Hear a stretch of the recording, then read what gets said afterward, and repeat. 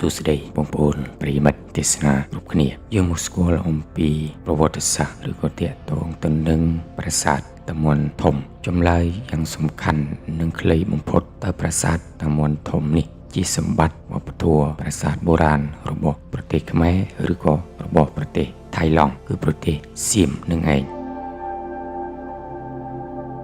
យោងតាមឯកសារសិលាចារឹកនៃប្រវត្តិសាស្ត្ររបស់ខ្មែរបានរៀបរាប់ថាប្រាសាទតាមាន់នេះគឺបានកសាងឡើងនៅក្នុងសតវត្សទី11នៅក្នុងរជ្ជកាលព្រះបាទសូរ្យវរ្ម័នទី1នៅក្នុងឆ្នាំ1200ឆ្នាំ1050និងឧទ័យទេសវរ្ម័នទី2នៅក្នុងឆ្នាំ1050ដល់ឆ្នាំ1066តាមរយៈសំណេរនៃសំណង់ស្ថាបត្យកម្មបុរាណនិងការតុបតែងលម្អទៅតាមថែវនិងហោជាងនៃប្រាសាទនេះបានបញ្ជាក់ថាគឺស្ថិតនៅក្នុងរចនាបថឃ្លាំងនិងបាពួនហើយបានឧទ្ទិសថ្វាយដល់ព្រះសិវៈនៅក្នុងប្រាសាទនេះមានតម្កល់សសរលិង្គរបស់ព្រះសិវៈដែលគេហៅថាស្វាយជំពូលិង្គមានន័យថាលិង្គកើតឡើងដោយឯកឯងស្វាយជំពូលិង្គគឺជាទីតាំងដ៏ពិសេសមួយសម្រាប់សម័យកាលបុរាណហើយប្រជាពលរដ្ឋខ្មែរនៅតែមានការគោរពបូជារហូតមកដល់សព្វថ្ងៃនេះនៅក្នុងទីតាំងនៃប្រាសាទនេះគឺជាទីកន្លែងអាស្រមមួយកាលពីសម័យបុរាណនេះប្រសិនបើយោងទៅតាមសិលាចារឹកនៃផ្ទាំងប្រាសាទអង្គរនៅក្នុងរជ្ជកាលព្រះបាទសូរ្យវរ្ម័នទី1ប្រការដែលគួរឲ្យចាប់អារម្មណ៍មួយទៀតនោះគឺគេពុំបានពង្រៀបដីឲ្យស្មើទៅនឹងដីដើម្បីសាងសង់នោះឡើយគឺគេសាងសង់ផ្ទាល់នៅលើថ្មភ្នំដោយគ្រាន់តែដាប់ឲ្យស្មើល្មមតែប៉ុណ្ណោះហើយប្រហែលជាយកថ្មនៅទីនោះតែម្ដងមកសង់ប្រាសាទនេះចំពោះបដិមាវិញយើងពុំទាន់ឃើញមានអ្វីទាំងអស់កើតឡើងលើកលែងតែនៅក្នុងបន្ទប់មួយមានបដិមាធម្មជាតិស្រាប់នេះគឺជាសាច់ដុំថ្ម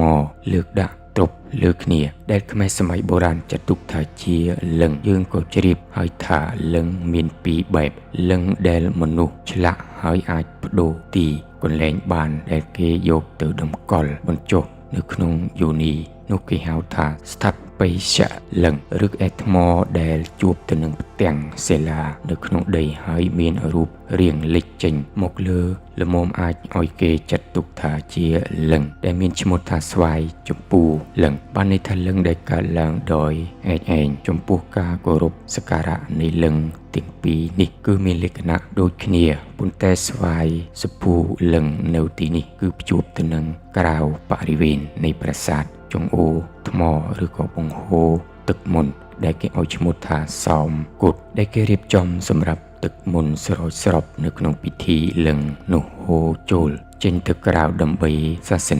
សនាត្រង់យកទៅប្រើប្រាស់នៅក្នុងជំនឿផ្សេង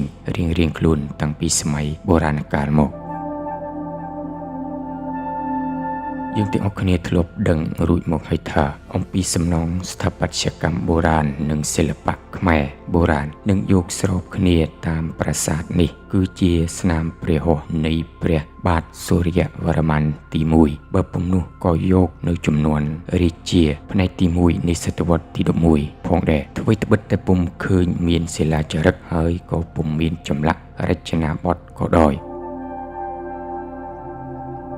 យោងទៅតាមឯកសាររដ្ឋបាលដែនដីនៃខេត្តឧត្តរមានជ័យប្រាសាទតាមាន់នេះគឺមានទីតាំងស្ថិតនៅក្នុងភូមិគូឃុំអំពិលស្រុកបន្ទាយអំពិលខេត្តឧត្តរមានជ័យតាមផ្លូវជាតិលេខ56ដែលមានចម្ងាយពីទីរួមក្រុងសំរងចំនួន48គីឡូម៉ែត្រតែប៉ុណ្ណោះពីប្រាសាទតាមាន់ធំទៅប្រាសាទតាមាន់តូចមានចម្ងាយជិត2គីឡូម៉ែត្រប្រាសាទតាមាន់ធំគឺមានទំហំ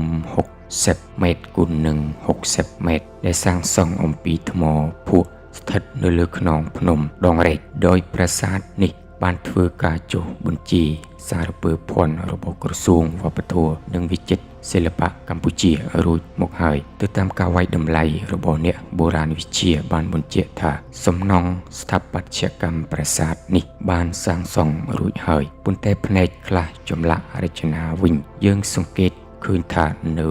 សល់ផ្ទៃច្រើននៃប្រាសាទនេះដែលមិនទាន់ឆ្លាក់ រួចម្យ៉ាងទៀតប្រាសាទតាមាន់មានកំពែងព័ទ្ធជុំវិញបែរទៅរកទិសខាងត្បូងដែលគេឆ្ងល់ថាជាមូលហេតុអ្វីតាំងពីសម័យបុរាណកាលតមករហូតដល់សម័យបច្ចុប្បន្ននេះដោយយោងទៅតាមតម្រូវការចាំបាច់នៃទីតាំងភូមិសាស្ត្រគឺខ្ពង់រាបចំណុចនេះបានចម្រាក់បែរទៅរកទិសខាងត្បូងឯចំណែកតួនៃប្រាសាទទាំងមូលគឺសាងសង់មកជួបទៅនឹងចម្រាក់ដីឬក៏ផ្ទាល់ដីតែម្ដង